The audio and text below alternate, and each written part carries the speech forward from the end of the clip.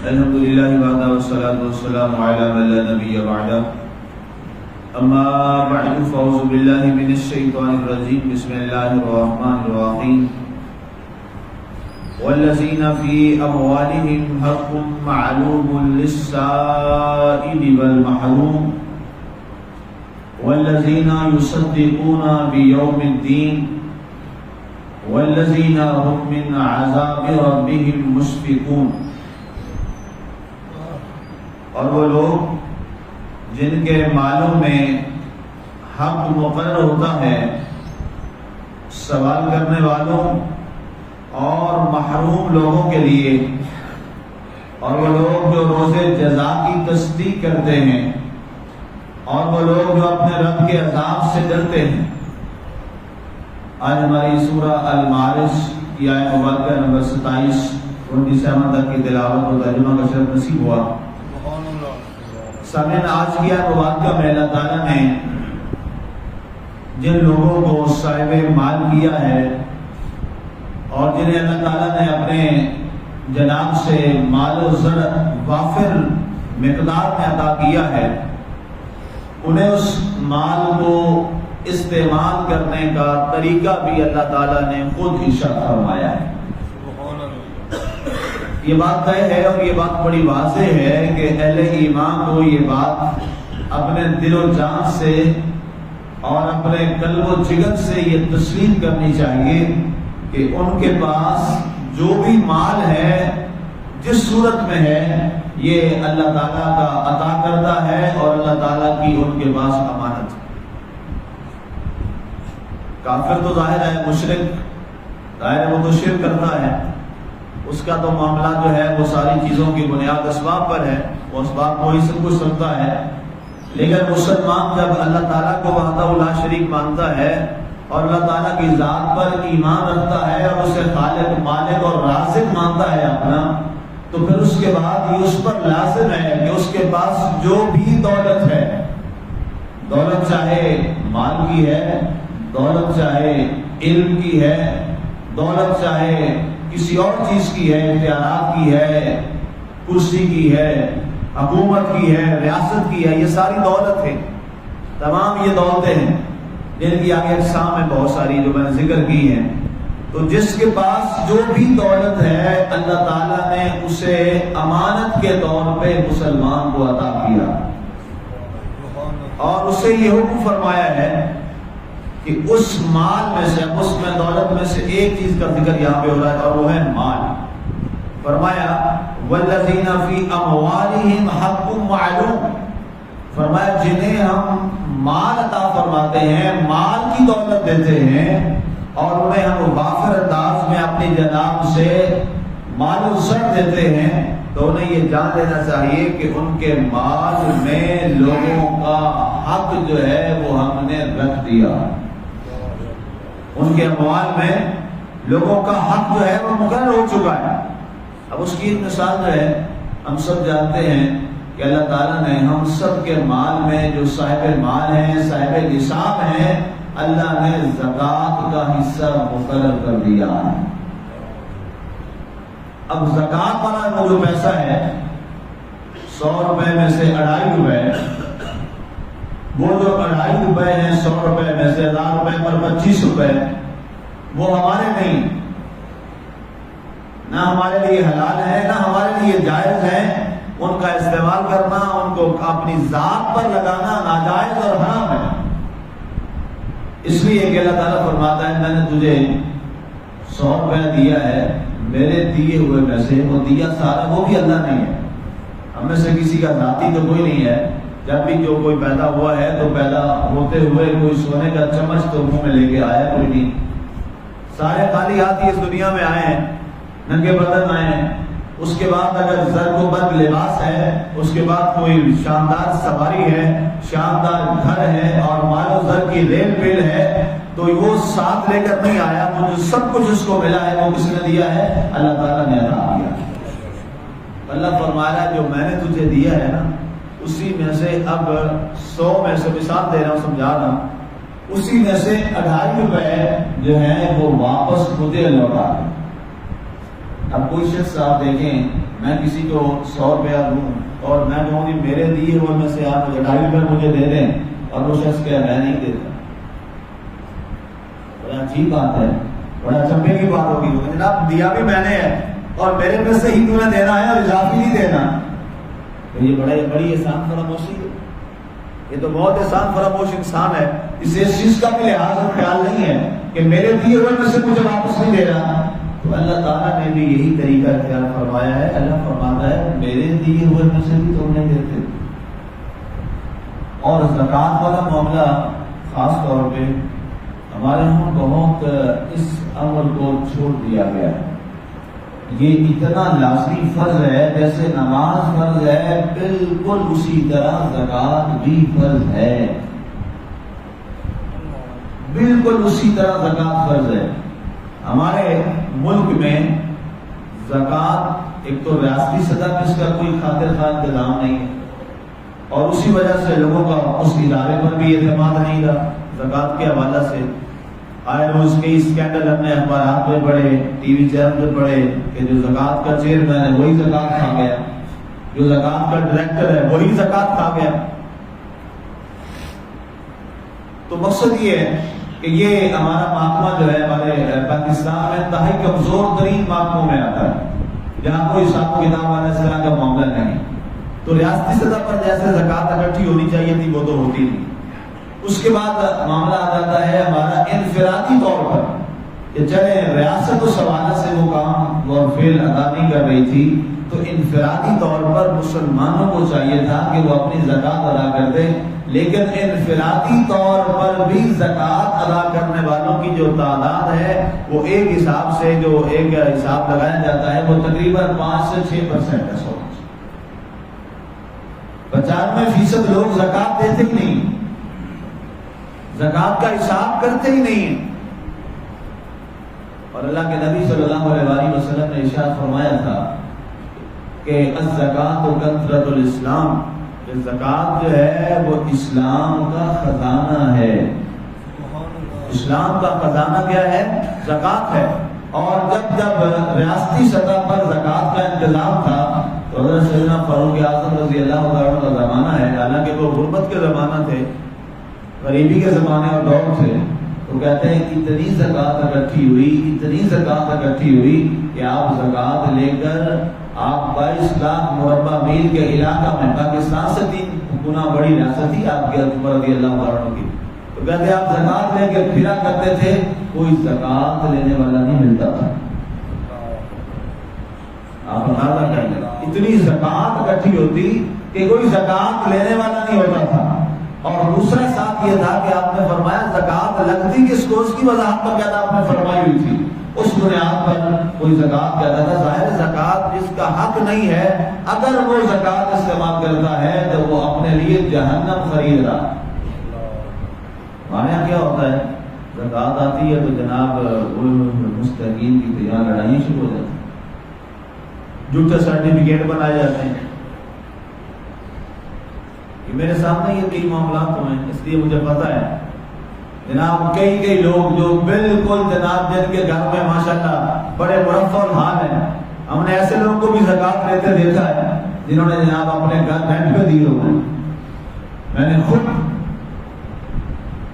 اور زکوٰۃ اس کو مستحق اس لیے بتایا جاتا ہے کہ یعنی شرط یہ ہے جو زکوٰۃ تمہیں ملے گی نا، آدھی چیئرمین کہتا ہے تم نے مجھے بھی دینی ہے۔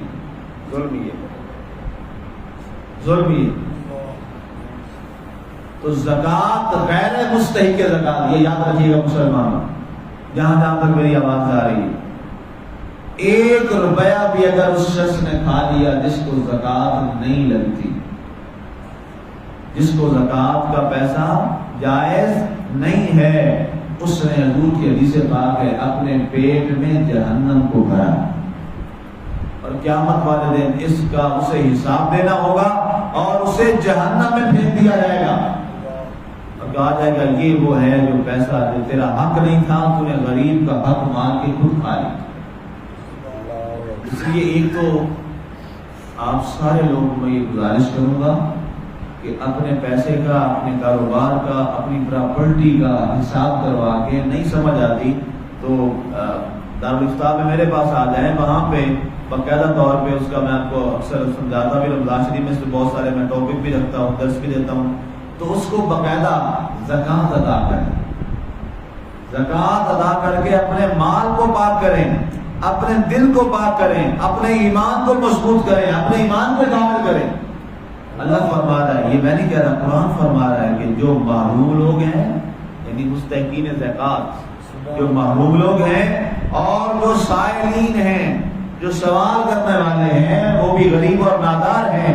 اللہ تعالیٰ نے ان کا حق تمہارے مال میں رکھا ہے۔ تمہارا مال ہے اس میں اللہ تعالیٰ نے محروم لوگوں کا اور مانگنے والوں کا حق رکھا ہے، اور زکوٰۃ کے لیے کوئی ماہ مقرر نہیں ہے، رمضان شریف مقرر نہیں ہے، جس کا جب نصاب آنے سے آج کل ہمارا حالات پاکستان کا ہوا ہے، پاکستان اس وقت نیشنل لیول پر آفت زدہ ہے اور انتہائی برے حالات ہیں لوگوں کے، اور انتہائی کسب پرسی والے حالات ہیں، تباہی اور بربادی یہاں تک ہوگی کہ لوگ بیچارے کئی دنوں سے بھوکے اور پیاسے مر رہے ہیں، کئی ویسے مر گئے اور جو بچے ہیں وہ بیچارے کھانا اور پینا نہ ہونے کی وجہ سے، دوا نہ ہونے کی وجہ سے وہ بیچارے مر گئے اور مر رہے ہیں۔ تو اس وقت جس کو اللہ نے دیا ہے اس کا حساب لگا لے، اپنے مال نکالے اور اس پورے مال کا حساب کروا کے اس وقت زکوٰۃ اپنی نکالے،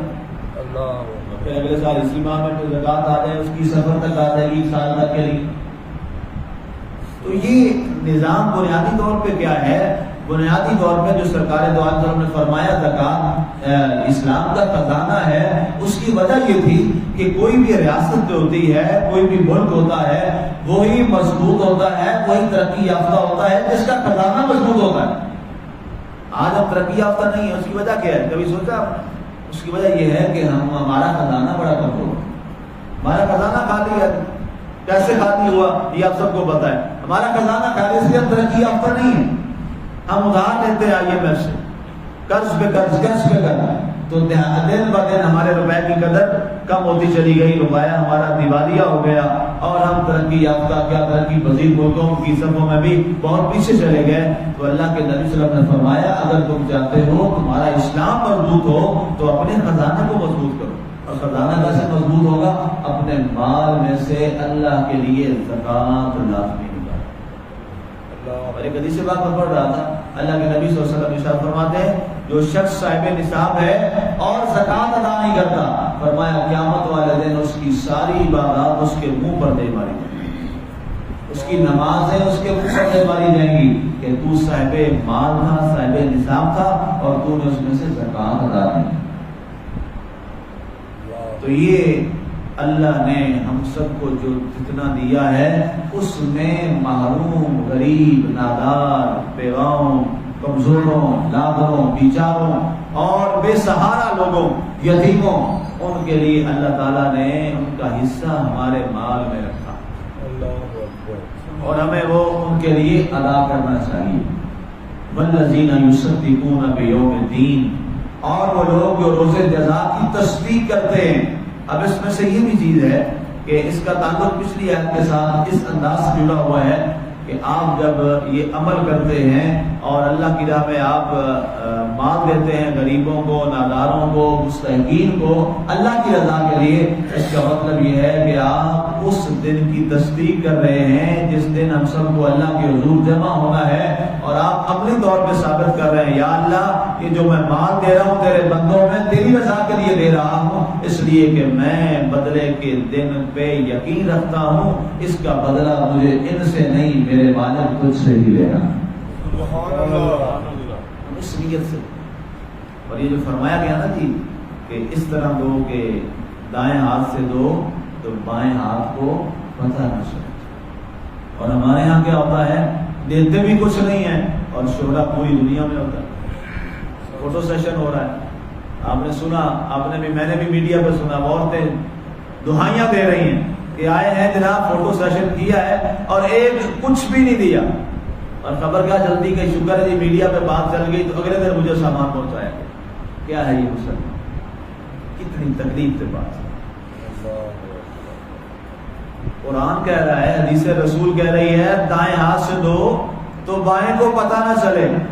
جو دیا ہے وہ بھی چھپا کے دو، اور یہاں مسلمان نے اتنا ظلم کر دیا، اللہ معاف کرے، مسلمان نے اتنا ظلم کیا کہ دیا بھی کچھ نہیں ہے اور ٹکر بھی چلا دی کہ ہم نے بہت کچھ دے دیا، یہ کیا نہیں کی؟ پھر ہم کہتے ہیں ہمارے اوپر حالات یہ ہیں، آزمائشیں ہیں، یہ ہے وہ ہے۔ اصل میں دین کی جو اصل روح ہے، ہم مسلمان اس سے بہت دور ہٹتے چلے جا رہے ہیں۔ مسلمانوں بہت وقت گزر گیا، ہمیں بیدار ہو جانا چاہیے، ہمیں اپنے اسلام کے ساتھ تعلق کو مضبوط کرنا چاہیے، اور ہمیں وہ اسلام سیکھنا ہے جو اللہ نے ہمیں قرآن میں اسلام بتایا۔ اس وقت دنیا کے اسلام کی وضاحت کی سب سے جو بڑی اچھی کتاب ہے، اور وہ ایک ہی کتاب ہے جو آپ کو حقیقی اسلام بتا رہی ہے، وہ قرآن پاک۔ اس کو سمجھیے، اس کو دیکھیے، اس پہ غور و خوض کیجیے، ان کی آیات پہ غور کیجیے، اور اس کے بعد اپنی زندگی کو اس کے مطابق ڈالیے جو قرآن ہمیں کہہ رہا ہے۔ آگے شاید فرمایا گیا والذین هم من عذاب ربهم مشفقون، اور وہ لوگ جو اپنے رب کے عذاب سے ڈرتے ہیں۔ قرآن کی پیچھے تفسیر آپ پڑھ رہے ہیں، پیچھے اس پہ بہت ساری وہ آیات اسی حوالے سے گزری تھی کہ جب انہیں مال قیامت والے دن جو مال جمع کرتے رہے اور اس میں سے خرچ نہ کیا اللہ کی راہ میں، تو جب ان کو لایا جائے گا تو انہیں اسی مال کے ساتھ زنجیروں میں اور گرزوں میں جکڑا جائے گا، اور اس کو آگ کا بنا کے تپا کے انہیں ڈسا جائے گا۔ یہ آیات پیچھے تک سب سن آئے ہیں، کوئی 1-2 ماہ شاید پہلے۔ تو وہ پوچھے گا یہ کیا ہے یا اللہ، یہ کیا ہے جس سے مجھے جلایا جا رہا ہے، تپایا جا رہا ہے، اور یہ آگ کی زنجیریں مجھے ڈلی ہوئی ہیں، بیڑیاں ڈلی ہوئی ہیں۔ اللہ فرمائے گا ھذا ما کنزتم، یہ وہ تیرا مال ہے جو تو نے صرف خود جمع کیا، خود کھایا، اور میرے دیے ہوئے میں سے میری راہ میں میرے بندوں میں غریبوں میں تقسیم نہ کیا، آج یہی مال تیرے لیے جہنم بن جائے۔ اس لیے ہم نے اپنے مال کو جہنم نہیں بلکہ اپنے مال کو جنت بنانا ہے۔ مال ہونا، دولت مند ہونا یہ برا نہیں ہے، پیسہ ہونا یہ برا نہیں ہے، لیکن اس کو اللہ کی راہ میں خرچ نہ کرنا یہ بہت برا ہے۔ حضرت عثمان غنی رضی اللہ تعالیٰ عنہ والے امیر بنو، حضرت عثمان غنی جیسے امیر بنو، ان سے بڑا امیر کوئی نہیں تھا، لیکن کیا ہوا، جو بھی ہوتا تھا اپنے مالک کی راہ میں اس کی مخلوق میں تقسیم فرما دیا۔ سبحان اللہ۔ تو پھر وہ کیا ہوگا قیامت والے دن، عثمان غنی کے مال کی بنیاد پر اللہ تعالیٰ انہیں بے حسابوں کی طرف جنت عطا فرمائے۔ سبحان اللہ۔ اللہ تعالیٰ کی ذات ہمیں جو فرض ہے، جن لوگوں پر فرض ہے زکوٰۃ، انہیں فرض زکوٰۃ ادا کرنے کی توفیق عطا فرمائے، اور اس کی راہ میں ہمیں اس کے بندوں پر اور محروم لوگوں میں اور سائلین میں اللہ تعالیٰ ہمیں ان کی مدد کرنے کی توفیق عطا فرمائے۔ آمین و علینا۔